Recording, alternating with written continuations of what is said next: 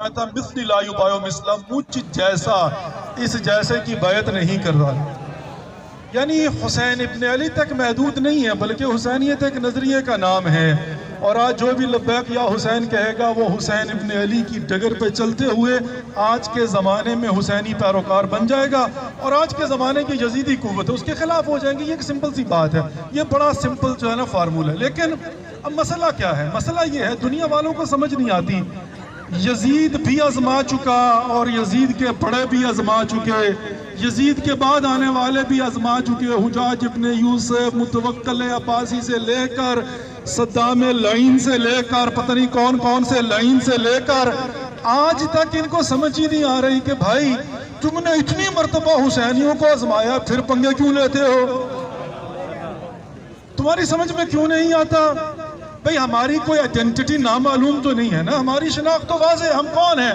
ہم حسینی ہیں، ہم حسین کی فکر پر چلنے والے ہیں، ہم کربلائی ہیں، ہم کربلا کے ماننے والے ہیں. تو جاؤ جا کر تاریخ کا مطالعہ کرو، بنی امیہ کی جو اسلام کے خلاف جنگ تھی اس کو دیکھ لو، حسینیت اور یزیدیت کو دیکھ لو، پھر تمہاری سمجھ میں آ جائے گا ہم کس کے نمائندے ہیں، اور پھر تمہیں پتہ چل جائے گا تاریخ میں آج تک کامیاب کون رہا ہے. سمپل سی بات. ٹھیک اصحاب کی جنگ ہے، اب تم ہمارے اعصاب آزمانا چاہتے ہو. بدبخت تو تمہیں سمجھ ہی نہیں ہے. ہم تو اس مولا علی کے ماننے والے ہیں. مالک اشتر نے ایک مرتبہ جنگ فلسفین سے واپس میدان سے آتے ہوئے کہا مولا آپ کی تلوار اور میری تلوار برابر چلی ہے آج. امام نے مسکرا کے اس کی طرف دیکھا، کہا مالک تیری تلوار ہے میری تلوار میں فرق ہے. کہا مولا فرق کیا ہے؟ امام مختلف روایتیں ہیں. امام نے فرمایا تیری تلوار جو سامنے دشمن ہے اس پہ چلتی ہے، میری تلوار 7 نسلیں دیکھ کر چلتی ہے. سمپل سی بات ہے. اصحاب کی جنگ کرنا چاہتے تو کر کے دیکھ لو نا ہم کن کے ماننے والے ہیں. اب سمپل سی 2-3 باتیں اس کہنا چاہتا ہوں، صرف 2-3 باتیں.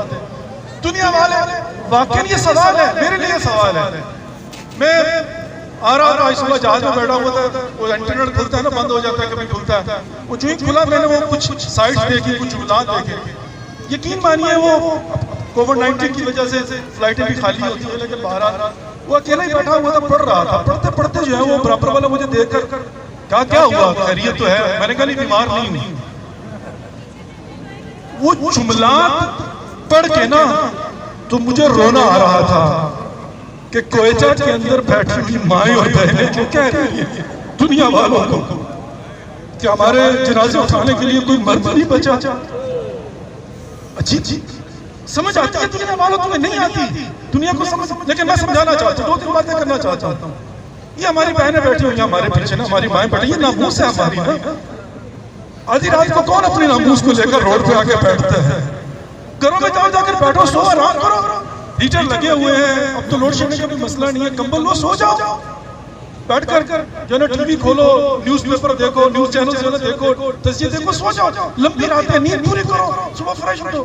لیکن کیا ہو گیا تم لوگوں کو؟ یہ جوان، میں کہتا ہوں چلے جوانوں کو تو چھوڑ دے، وہ تو میدان میں ہوتے ہیں. یہ بہنیں کیوں بیٹھی ہیں یہاں پر؟ یہ بچیاں کیوں بیٹھی ہیں یہاں پر؟ یہ ہماری مائیں بہنیں ہیں، یہ کیوں بیٹھی ہیں؟ دنیا والا آ کے ہم سے پوچھو. ہم بڑے معزز لوگ ہیں، خدا جانتا ہے، ہم بڑے شریف لوگ ہیں، پڑھے لکھے لوگ ہیں. ہم کو غریب مسکین نہیں ہے، ہمیں کوئی شیلٹر نہیں چاہیے کہ ہمارے گھر سونے کے لیے بستر نہیں ہے اور ہم یہاں پر آ کر بیٹھ گئے ہیں کہ ہمیں شیلٹر دے دو. نہیں، ایسا نہیں ہے. ہم اپنی ماں بہنوں کو لا کر بیٹھے، کوئی وجہ ہے، کوئی فلسفہ ہے، کوئی وجہ ہے. اور ہم سے پوچھو آ کر وہ وجہ کیا ہے، کہاں سے ہم نے سیکھا، کیوں ہمارے پاس تسلی ہے. یہاں پر شوہر بیٹھا اس کی بیوی بیٹھی ہے، یہاں پر باپ بیٹھا اس کی بیٹی بیٹھی ہے، یہاں پر بھائی بیٹھا اس کی بہن بیٹھی ہوئی ہے. کیوں؟ وجہ کیا؟ سنیے 2-4 باتیں. دنیا والوں اگر یہ بات تمہاری سمجھ میں آ گئی نا تو پھر تم ہمیں کبھی دوبارہ سے آزماؤ گے نہیں. سنو آج کوئٹہ میں کنیزان زینب بیٹھی ہے نا جنازوں کو لے کر. بھائی جب کسی کے ہاں 70 سال کا بوڑھا شخص مر جائے نا، محلے والے کہتے ہیں اس کو کھانا نہ بنانے دو، ان کی ہاں فوتگی ہوئی ہے. میں کیسے کہوں اس ماں کے متعلق جس کے جوان بیٹے کا لاشا 4 دن سے اس کے پاس پڑا ہوا ہے اور وہ بیٹھی ہوئی ہے. کس امید میں بیٹھی تھی؟ وجہ کیا؟ میں ان بہنوں کے متعلق کیا کہوں جو اپنے بھائیوں کے جنازے لے کر بیٹھی تھی؟ مجھے سمجھ نہیں آتی واقعا میں کس طرح سے بیان کروں.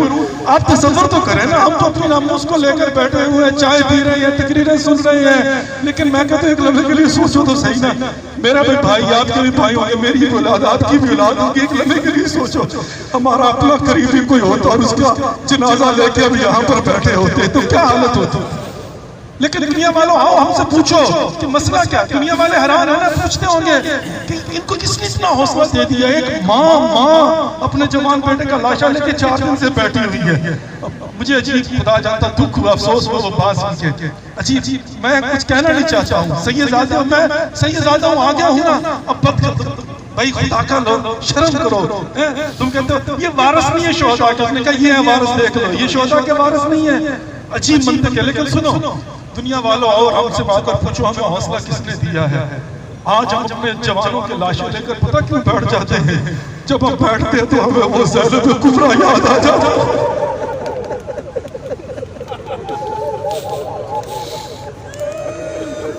ایام فاطمیہ ہے نا، ہمیں وہ بی بی زینب یاد آ جاتی ہے جو میدان کربلا میں حسین کے لاشے کے پاس بیٹھی تھی، جو میدان کربلا میں عباس کے لاشے کے پاس بیٹھی تھی، جو میدان کربلا میں ایسے میدان میں بیٹھی تھی جہاں پر ایک رات پہلے خیمے لگے تھے اور اگلی رات خیموں کو آگ لگ چکی ہوئی تھی. ہمیں وہ ام کلثوم یاد آ جاتی ہے، اور ہمیں وہ ننھی سکینہ یاد آ جاتی ہے جس کے گوشوارے چھین لیے گئے تھے، جس کے رخساروں پر تماچوں کے نشان تھے، اور جس کے دامن کو آگ لگی کبھی دائیں دوڑتی تھی اور کبھی بائیں دوڑتی تھی. اور آدھی رات کو جب کہا نا ام کلثوم بہن حسین کے سینے پہ سونے والی سکینہ نہیں مل رہی، کہا یہ تو حسین کی امانت ہے بہن، چلو چل کے ڈھونڈتے ہیں. تو ڈھونڈتے ڈھونڈتے آئے، جانتے ہو کہاں آ کر ملی تھی؟ وہ حسین کے سینے پہ سوئی ہوئی تھی. ایک مرتبہ شہزادی زینب نے کہا بیٹی سکینہ تو نے بابا کا لاشا پہچان کیسے دیا؟ بابا کا تو سر نہیں ہے.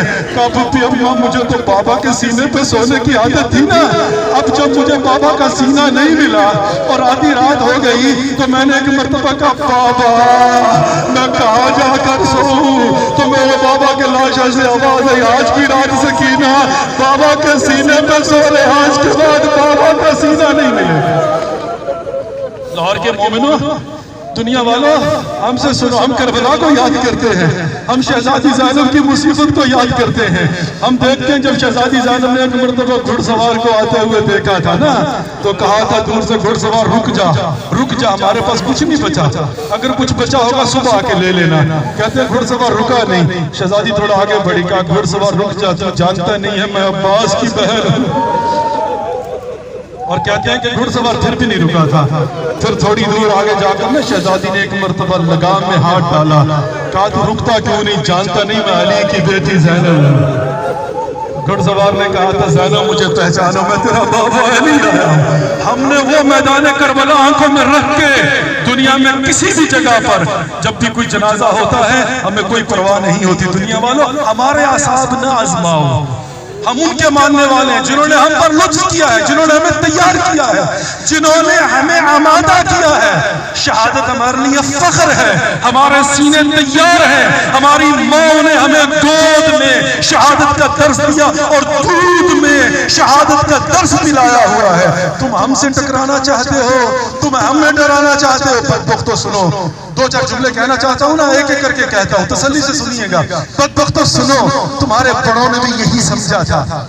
ہاں دنیا میں یہ ہوتا ہے، دنیا کا اصول ہے، مان لیتا ہوں. تاریخ آج بھی حیران ہے یہ کیسے ہو گیا. دنیا میں کیا ہوتا ہے، کسی کا گھر برباد ہو جائے کہتے ہیں یہ برباد ہو گیا، کسی کے بھائی مارے جائیں کہتے ہیں یہ برباد ہو گیا، کسی کے بیٹے مارے جائیں کہتے ہیں برباد ہو گیا. اچھا اب ہوا کیا تھا کربلا میں؟ بچا کیا تھا بھائیو؟ کیا بچا تھا؟ عباس جیسا شہنشاہ وفا چلا گیا، حسین جیسے بھائی کی شہادت ہوئی، لاش پر گھوڑے دوڑ گئے. میں جملے کو کربلا سے آتا ہوں نا تو شاید میرا یہ حق بنتا ہے کہ یہ ضرور کہوں. وہ کہتے ہیں نا کہ جب گھڑ سواروں کو بلایا نا 12, 13, 11 تاریخ میں مختلف ملتے، سنیے گا ذرا، بلایا گھڑ سواروں کو کس لیے؟ کہا یہ جتنے لاشیں پڑے ہیں ان کی بے حرمتی کرنا ہے. وہ کہتے ہیں کہ جب ارادہ کیا نا تو سب سے پہلے حبیب ابن مظاہر کے قبیلے والے آ گئے. کہا عمر ابن سعد ہم نے خود اپنے ہاتھوں سے مارا ہے لیکن ہمارے قبیلے کا اس کی لاش کی بے حرمتی نہیں ہونے دیں گے. عمر ایسا ڈر گیا، کہا لے جاؤ، اٹھا کر لے گئے. مختصر کروں، وہ کہتے ہیں کہ ایک آخری منزل آؤ دیکھتے ہیں. ایک آخری منظر پتہ کیا ہے؟ وہ جتنے گھوڑے آئے تھے نا اتنی لاشوں کی بے حرمتی کرنے، آخر میں ایک حسین کا لاشا بچا تھا، ایک فرزند زہرا کا لاشا بچا تھا، ایک ایک مظلوم کربلا کا لاشا بچا تھا اور ان سارے گھوڑوں نے مل کر اس ایک لاش کی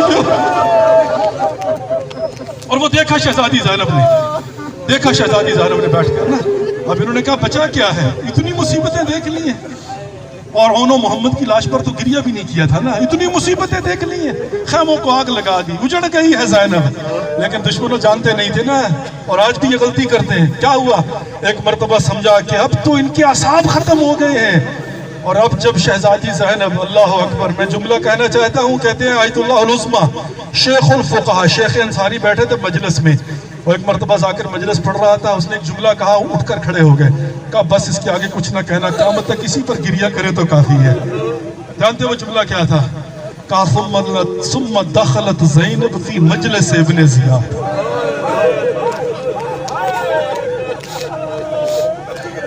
اللہ اکبر، اللہ اکبر۔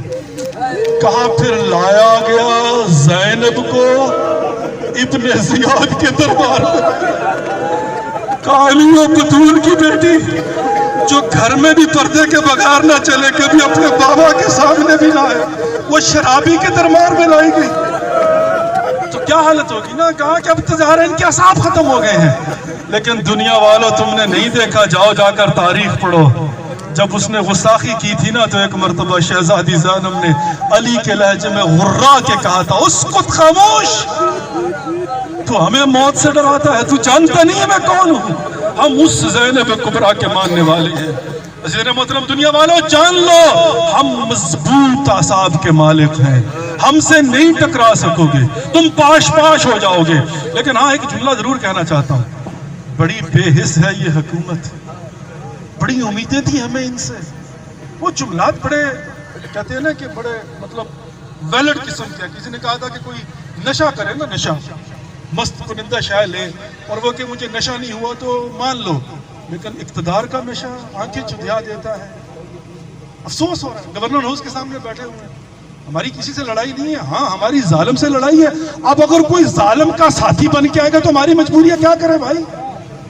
اب ظالم کو تو ہم نہیں چھوڑیں گے نا۔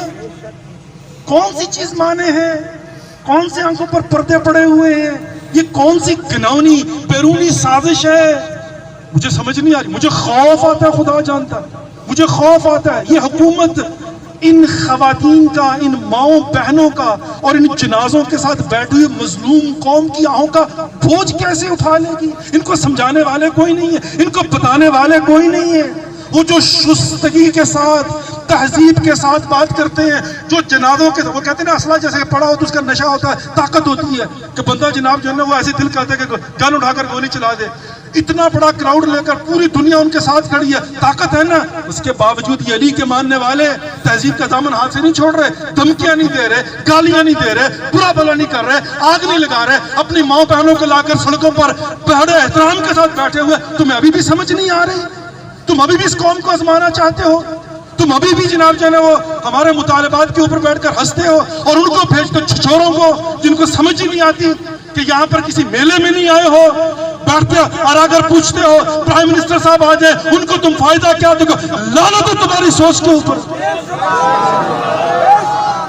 تمام شعبہ کے قاتلوں پہ لعنت، شہرتکاروں پہ بھی لعنت۔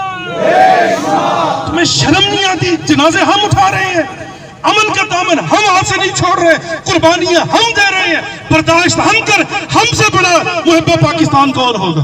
ہم سے بڑا وفادار کون ہوگا؟ ہماری ماں پہلے سے بڑھ کر کون ہوگا؟ تمہیں سمجھ نہیں آتی؟ اللہ کا شکر ادا کرو، بیٹھ کر جناب جناب پروپیگنڈے کرتے ہو، باتیں کرتے ہو، ویڈیو وائرل کرتے ہو، توہین کرتے ہو۔ تمہیں سمجھانے والا کون ہے؟ وہ دشمن ہے جو تمہیں یہ سمجھاتا ہے۔ اگر مجھے کوئی کہے کہ جاؤ جا کر یہ کام کرو، میری عقل کو کیا ہوگا کہ منہ اٹھا کر چلا جاؤں؟ جس کو جانے وہ جائے، تم باپ ہو، تم ماں ہو، تم ریاست ہو، تمہارا فرض بنتا ہے، تمہارے جوان مرے ہیں، تمہارے بچے مرے ہیں، جاؤ جا کے اپنے بچوں کے جنازے پڑھاؤ۔ کیوں نہیں پڑھاتے ہو؟ ریاست مدینہ کی بات کرتے ہو، ہم نے بھی تائید کی تھی ریاست مدینہ کی، یہ ریاست مدینہ ہے؟ اچھی بات خدا جانتا منطق سمجھ نہیں آتی۔ کون ہے ان کے مشیر؟ اگر تم کہتے ہو دشمن کی سازش ہے تو دشمنوں کے نمائندے تمہارے دائیں بائیں بیٹھے ہوئے ان کو نکالو، وہ سب سے بڑا سازشی ہے۔ جاؤ جا کر بیٹھ کر ان کے ساتھ ان کی تسلی. دبئی میں جا کر ویکیشن پر نکلے ہوئے ہو, جوتوں کے اوپر بیٹھ کر ٹویٹ کرتے ہو, پھر ہمیں ویسٹرن کلچر کی مثالیں دیتے ہو. شرم کرو, چھوڑو. تم نے اسلامی حکمرانوں سے کیا سیکھنا؟ نیوزی لینڈ کی پرائم منسٹر سے کچھ سیکھ لو. یہ کس کا لہو یہ کون مرا؟ بدماش حکومت کو ذرا. یہ کس کا لہو یہ کون مرا؟ بدماش حکومت کو ذرا. یہ کس کا لہو یہ کون مرا؟ بدماش حکومت کو ذرا. کتنے بد نصیب ہے یہ لوگ, کتنے بدقسمت ہیں یہ لوگ کہ واقعاً ہماری شیعہ قوم, منظم قوم اور الحمدللہ رب العالمین وفادار قوم, ساتھ دینے والی قوم, تمہارا ساتھ شانے کے ساتھ شانہ ملا کر کھڑے ہونے والی قوم, اس دھرتی کے لیے قربانیاں دینے کے باوجود خاموش رہنے والی قوم, اور کبھی ریاست کو اذیت نہ دینے والی قوم. مسنگ پرسن ہوتے ہیں, خاموشی سے احتجاج کرتے ہیں, آج تک کبھی بات تک نہیں کی, اپنی زبان سے نہیں نکالی کہ جو خدا نہ خواستہ ریاست کے خلاف ہو. اس کے باوجود کتنی دفعہ آزماؤ گے؟ کیوں مجبور کرتے ہو؟ کیوں خامخواہ اس قوم کے صبر کو آزماتے ہو؟ اگرچہ ہم صابروں کے ماننے والے ہیں, ہمارے صبر کا پیمانہ لبریز نہیں ہوگا, لیکن یہ آدھی رات کو یہاں پر کیوں بیٹھے ہم لوگ؟ نیو یارک کی سردی میں لوگ کیوں نکلے ہوئے ہیں؟ کچھ عقل کا, وہ کہتے ہیں عقل سے کام لوٹ سوچ. ایک صلوات پڑھی پر محمد و آل محمد.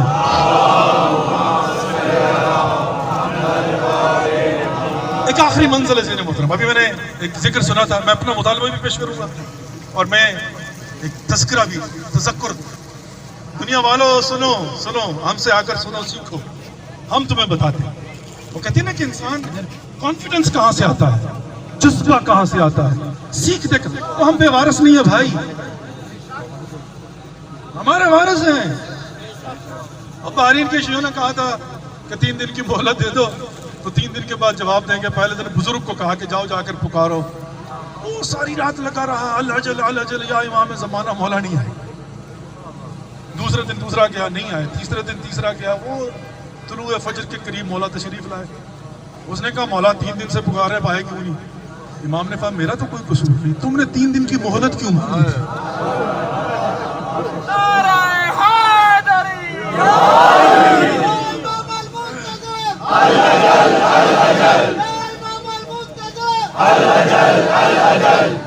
فرمایا تمہیں یقین نہیں تھا, تم کہتے کہ ہم بے وارث نہیں ہیں, ہمارے امام موجود ہے. ابھی جواب دیتے, نہ دیتا پھر اعتراض کرتے.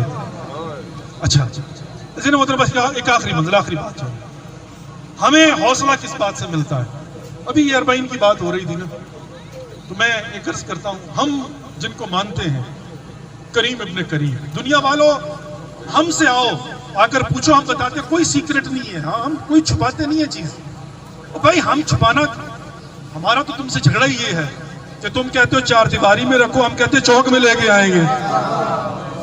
بھائی تمہاری تو ہماری لڑائی یہ ہے نا, تم کہتے ہو چھپاؤ, ہم کہتے ہیں نہیں, ہم تو دکھا کے, ہم تو دنیا کو بتاتے ہیں, تمہارے گھروں کے سامنے سے لے کر نکلتے ہیں کہ اگر تم نے ہمارے گھر میں آ کر نہیں سنا تو تمہارے گھر کے سامنے سنا دیں, چوک کچہری میں لے. ہم تو یہ کرتے ہیں, ہمارا تو یہ وتیرہ جلوس کیا یہی ہے نا. ہم کچھ نہیں چھپاتے بھائی. ریاست والوں تم بھی سنو, کچھ نہیں چھپاتے, لیکن ہم سے پوچھو ہم تمہیں بتاتے. چلو نہیں پوچھتے, ہم تمہیں ویسے ہی بتا دیتے ہیں. بھائی سننا چاہتے ہو سنا دیں. صلوات پر محمد و آل محمد.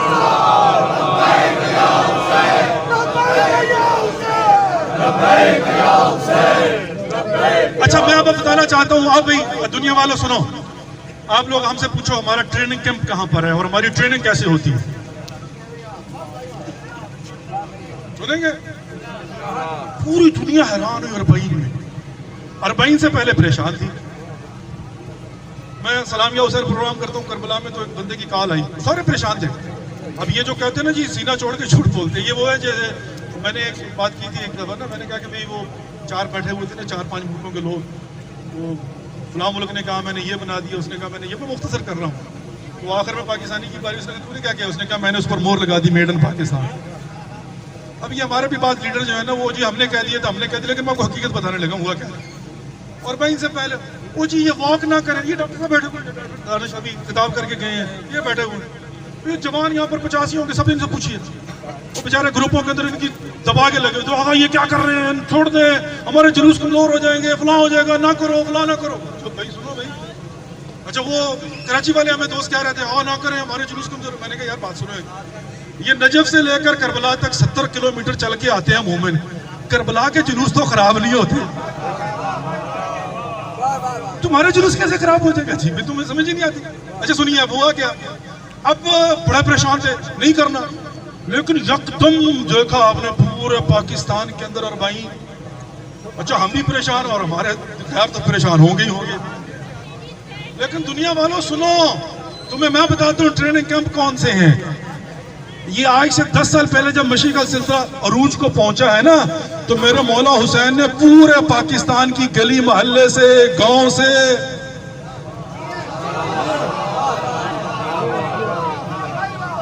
پورے پاکستان سے اپنے ٹریننگ کیمپ میں زائرین کو بلایا تھا. ہر محلے سے گئے, ہر گاؤں سے گئے, ہر قصبے سے گئے, اندرون سندھ سے گئے, پورا چنار سے گئے, ہنگو سے گئے, اورکزئی ایجنسی سے گئے, گلگت بلتستان سے گئے, بلوچستان سے گئے, کراچی کے مختلف گلیوں بازاروں سے گئے, لاہور سے, فیصل آباد سے, چکوال سے, سرگودا سے, پورے پاکستان سے گئے. کون گئے؟ غریب بھی گیا, امیر بھی گیا, پڑھا لکھا بھی گیا اور کم پڑھا لکھا بھی گیا. ایسے ہی ہے نا, کوئی اپنے پیسوں سے گیا, کسی کو کوئی اور ساتھ میں لے گیا, اور وہاں پر نجف سے لے کر کربلا تک انہوں نے ٹریننگ کی. کیمپوں میں گئے, جا کر بیٹھا اور موقب کو دیکھا. موقب ہوتا کیا ہے, اس میں خدمت کیسے کی جاتی ہے, پاؤں کا مساج کیسے کیا جاتا ہے, کھانا دیا کیسے جاتا ہے, کھانا لیا کیسے جاتا ہے, اور موقب ہوتا کیا ہے. اور یہاں پر ظاہر کہتے کس کو ہے, پوری ٹریننگ کی اور مفت میں ٹریننگ کی, حسین کے مہمان بن کے ٹریننگ کی. اور عزیزان محترم اتنی ٹریننگ کے بعد اب وہ تو ہمارے کریم حسین جانتے تھے نا کہ ایک دن وہ آئے گا, کرونا کی وجہ سے پابندی لگ جائے گی. اب یہ اللہ کا انتظام ہے کہ کرونا آیا, پابندی لگی, گھروں میں پابند کیا گیا. وہ جو حسین کے ٹرینڈ شدہ زائر تھے, اپنی گلی میں, اپنے محلے میں, اپنے گاؤں میں, اپنے شہر میں, اپنے قصبے میں نکلے. اب ان کو بتانا نہیں پڑا موقب لگتا کیسے ہے اور چلتا کیسے ہے.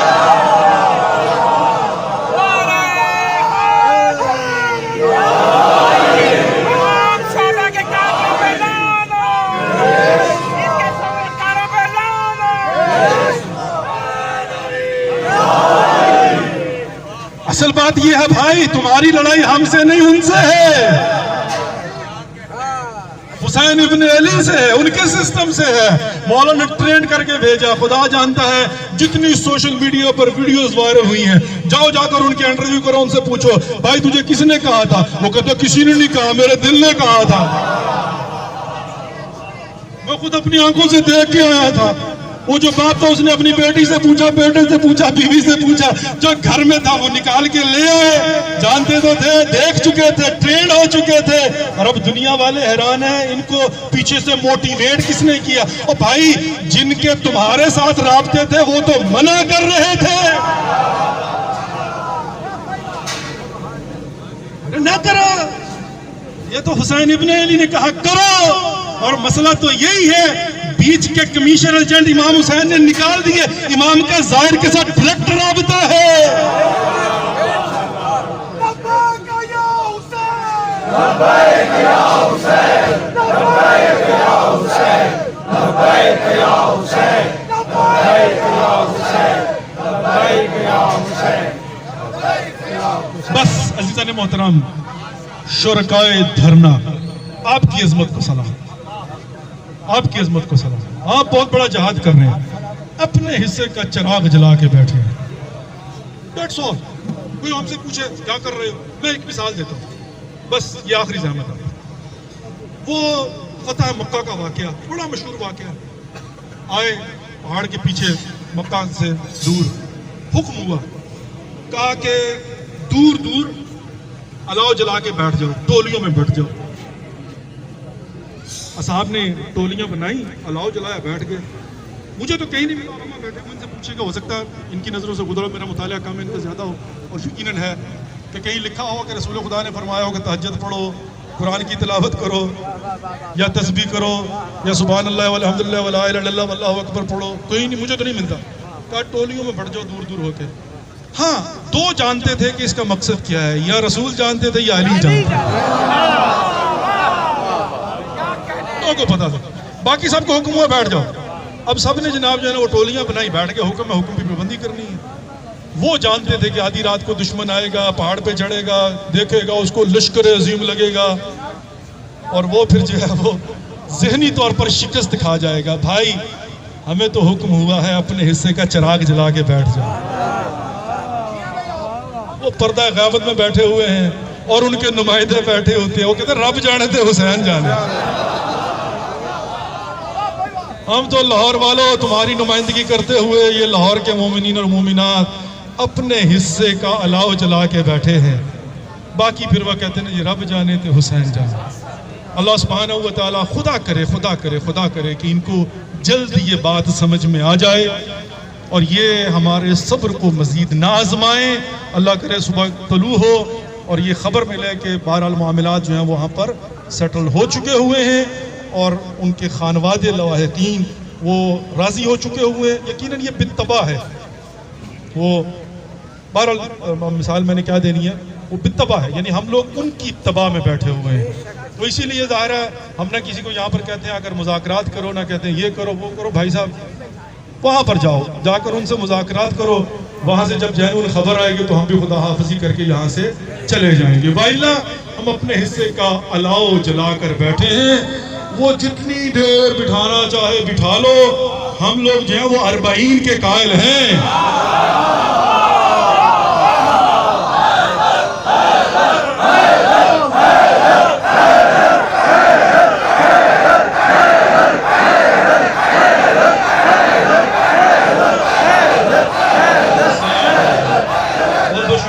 جزاک اللہ اور اللہ وسلم پر محمد و آل محمد صلی اللہ علیہ وسلم۔ جزاک اللہ بر حبیب خدا ختم الانبیاء بلندر